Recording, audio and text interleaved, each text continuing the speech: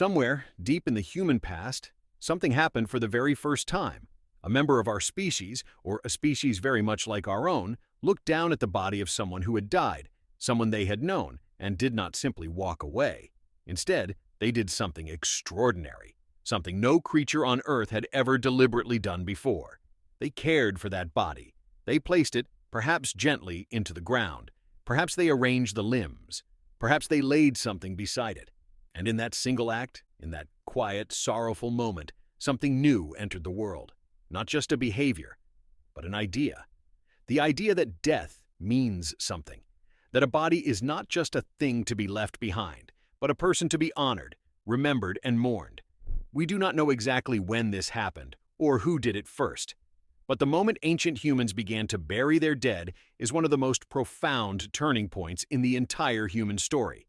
Because burial is not really about the body at all. It is about the mind. It is one of the clearest windows we have into the emergence of everything that makes human beings unique. Symbolic thought, the awareness of death, grief, ritual, and perhaps even the very first glimmers of belief in something beyond this life. In this video, we are going to explore one of the deepest questions in all of human origins. Why did ancient humans start burying their dead? And what does it reveal about the moment our ancestors became fully, recognizably human? To understand why burial matters so much, we first have to understand what it actually signifies. Because the crucial thing about burial is that it is completely unnecessary for survival. Think about that for a moment. Everything else our ancestors did, finding food, building shelter, making tools, avoiding predators, had a clear and immediate survival purpose. But burying the dead does nothing to help the living survive. A dead body, from a purely practical standpoint, is simply something to be moved away from the living space, and no more. The fact that ancient humans went further, that they invested time and effort and emotion into treating the dead with care, tells us that something was happening that went far beyond mere survival. It tells us that our ancestors had begun to live in a world of meaning. And here we have to be careful, because scientists draw an important distinction. There is a difference between simply disposing of a body and deliberately, intentionally burying it with care. Moving a corpse away from where you live could be explained by simple hygiene, by the need to avoid the smell and disease of decay. But a deliberate burial is different. When archaeologists find a body that has been carefully placed in a prepared pit, positioned in a particular way, perhaps with objects arranged around it, they are looking at something that cannot be explained by hygiene alone. They are looking at intention, at care, at what appears to be the presence of meaning. And identifying that intention, distinguishing a true ritual burial from a body that simply ended up buried by accident or convenience, is one of the great challenges of archaeology. So, what does the evidence actually tell us? Let us journey back through time and look at some of the most remarkable discoveries and the fierce debates that surround them. One of the most extraordinary sites in the entire human record lies deep within a cave system in northern Spain, at a place whose name translates to the Pit of Bones, the Cima de los Huesos. Deep underground, at the bottom of a vertical shaft, archaeologists, including the Spanish paleoanthropologist Juan Luis Arzuaga, discovered the remains of a large number of ancient human individuals, members of a species that lived hundreds of thousands of years ago, long before our own kind. The bones of many individuals piled together in this deep and hidden chamber. And this discovery raises a staggering question. How did they get there? The chamber is extremely difficult to reach. It seems highly unlikely that so many bodies would have ended up in this one deep, inaccessible pit by accident. Arzuaga and other researchers have argued that this represents an early form of intentional deposition of the dead, that these ancient humans were deliberately placing their dead into the shaft. If that interpretation is correct, it would mean that the practice of treating the dead in a special way is far, far older than our own species. But it remains debated. Others suggest alternative explanations: natural accumulation, animal activity, or accidental falls. And this is the pattern we will see again and again. Tantalizing evidence and passionate scientific argument about what it truly means. But that picture has been transformed. And one of the most powerful pieces of evidence in that transformation is the possibility that Neanderthals buried their dead. At a number of sites across Europe and the Near East, Archaeologists have found Neanderthal remains that appear to have been deliberately buried. Bodies discovered in what look like intentional positions, sometimes curled as if in sleep, placed in pits, in ways that are difficult to explain by natural processes alone. One famous site in particular has fueled decades of discussion, a cave in the mountains of Iraqi Kurdistan called Shanidar. There, the archaeologist Ralph Selecki excavated the remains of several Neanderthal individuals, and around one of them, clusters of ancient pollen were found. This led to a beautiful and haunting hypothesis: the idea that this Neanderthal had been buried with flowers, laid to rest upon a bed of blossoms by grieving companions. It became known as the flower burial, and it captured the world's imagination. Here, it seemed, was proof that Neanderthals felt grief, that they honored their dead with tenderness and ceremony. But science demands scrutiny, and other researchers proposed a less romantic explanation, suggesting that the pollen might have been introduced by burrowing animals, such as a gerbil-like rodent that stores seeds and flowers underground, rather than by mourners laying flowers. The debate continues to this day, yet more recent excavations at Shanidar, led by researchers including Emma Pomeroy, have uncovered further Neanderthal remains that strengthen the case that this was, at the very least, a place where the dead were repeatedly and deliberately laid to rest. And whether or not the flowers were real, the deeper question remains genuinely open and hotly discussed. Did Neanderthals bury their dead with intention and care? A great deal of evidence suggests that at least sometimes they very well may have. And then there is perhaps the most controversial discovery of all, one that has shaken the field in recent years. Deep within a cave system in southern Africa called Rising Star, in a chamber that is extraordinarily difficult to access, requiring passage through narrow, treacherous underground passages, researchers discovered the remains of many individuals of a previously unknown human relative, named Homo naledi, a species with a surprisingly small brain. The paleoanthropologist Lee Berger, who led the team behind this discovery, proposed a bold and startling claim that these bodies had been deliberately placed in this remote chamber, that this was a form of intentional body disposal, perhaps even burial. If true, this would be astonishing, because this species had a brain roughly a third the size of our own.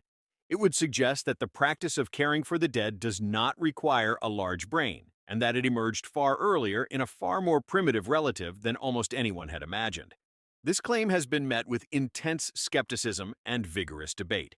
Many researchers are not convinced and argue that the evidence is not yet strong enough to support such an extraordinary conclusion. The controversy is ongoing, unresolved, and fascinating. But it shows just how deep and how contested this question of ancient burial truly is. So, let us step back from the individual sites and ask the bigger question: why? Why would ancient humans across different species and vast spans of time begin to treat their dead in these special ways? What was driving this profound and impractical behavior? Researchers have proposed several deeply interconnected explanations, and the truth likely involves all of them woven together. The first and most fundamental is the awareness of death itself. Human beings appear to be, as far as we know, the only creatures who fully understand that they will die. This awareness, sometimes called mortality salience, is a heavy and unique burden. To know that death is coming, not just to fear immediate danger like any animal, but to comprehend death as an inevitable future, is a profound cognitive leap. And once a creature understands death in this way, everything changes. The death of a loved one is no longer just an event. It becomes a confrontation with a great mystery, a mystery that demands some kind of response. Burial may be, in part, the response to this awareness, a way of doing something in the face of the incomprehensible, a way of asserting meaning against the void. The second explanation is grief and social bonding. Human beings form deep, powerful emotional attachments to one another. We do not merely cooperate, we love. And where there is love, there is grief. The death of someone we are bonded to causes profound emotional pain. And burial, the careful and respectful treatment of the body, may have emerged as a way of processing that grief, of expressing love that did not simply vanish when the heartbeat stopped. When early humans carefully laid a body to rest, they may have been doing what grieving humans have always done, giving form to sorrow, honoring a bond that death had broken but not erased. The care given to the dead is, in this sense, a monument to the love felt for them in life. The third explanation is perhaps the most profound of all. Symbolic thought: and the birth of belief. To bury someone with objects, with tools, with ornaments, with food, is to make a symbolic statement. Why would you place a tool or a piece of jewelry in a grave where it can never be used again?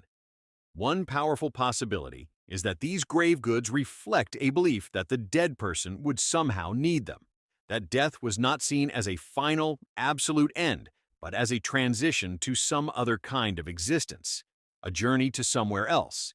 If this interpretation is correct, then ancient burials may contain the very oldest evidence for what we would recognize as spiritual or religious belief, the idea of an afterlife. The sense that a person is more than just their physical body, that there is something, a spirit, a soul, an essence, that continues. When we look at a grave carefully arranged with precious objects, we may be looking at the earliest physical traces of the human religious imagination. And notice how these three explanations intertwine. The awareness of death creates the need for a response. Grief and love supply the emotional force behind that response. And symbolic thought gives the response its form, transforming a simple act into a ritual charged with meaning and belief. Burial sits precisely at the meeting point of all three. It is where human intelligence, human emotion, and human imagination converge. This is why the emergence of burial is treated as such a crucial marker in our story. It is not just a practice, it is a signature. The signature of a mind that has become fully human. Consider what a deliberate ritual burial actually requires. It requires the awareness that a person has died and will not return. It requires an emotional response to that loss, a sense that it matters. It requires the capacity to imagine, to think symbolically, to conceive of the body as representing a person, and perhaps of that person as continuing in some form beyond death. It requires the social coordination to carry out a shared ritual, a group of people acting together according to a common understanding. And it requires the ability to pass this practice down through generations, teaching the young how the dead should be treated. Every single one of these capacities is a hallmark of the modern human mind, and burial brings them all together into one single observable act, preserved for us across tens or even hundreds of thousands of years in the silent testimony of the earth. This is why archaeologists and anthropologists watch so closely for the earliest signs of intentional burial, because the moment we find clear, unambiguous evidence of it, we are watching the mind of our ancestors cross a threshold. We are seeing the point at which a creature stopped being merely a clever animal and became something that grieves, that remembers, that hopes, that believes, something that stands at the graveside of a loved one and refuses to accept that the bond is simply gone. The dead did not care whether they were buried. Burial was always for the living. It was the living who needed to do something, to say something, to mean something in the face of death. And in that need, in that refusal to simply walk away, we see the birth of something we still carry with us today.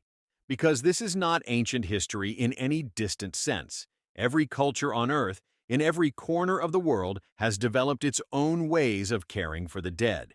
The specifics vary enormously: burial, cremation, elaborate tombs, sky burials, mummification, quiet graves. But the underlying impulse is universal. Everywhere, humans treat the dead with ceremony and meaning. It is one of the few truly universal human behaviors found in every society that has ever been studied.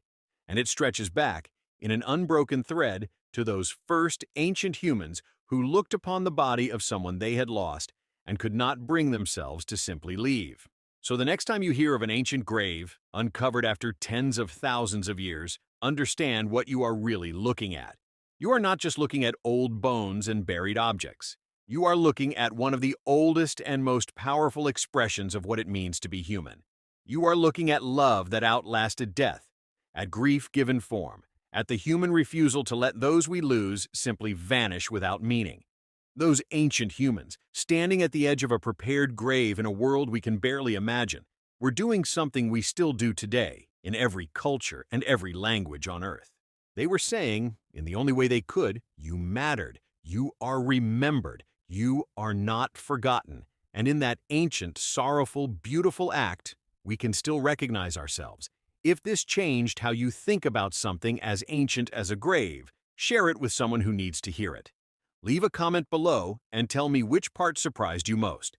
And if you want more of this, subscribe to Simply Odd. A new video drops every week. The next one might explain something you have wondered about your whole life without ever knowing what to ask.